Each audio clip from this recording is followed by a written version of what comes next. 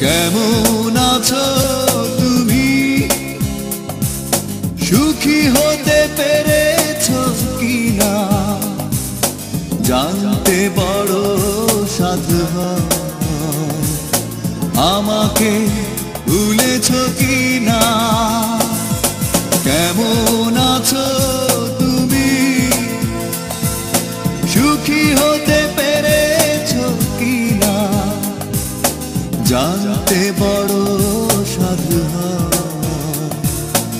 আমাকে ভুলেছো কিনা?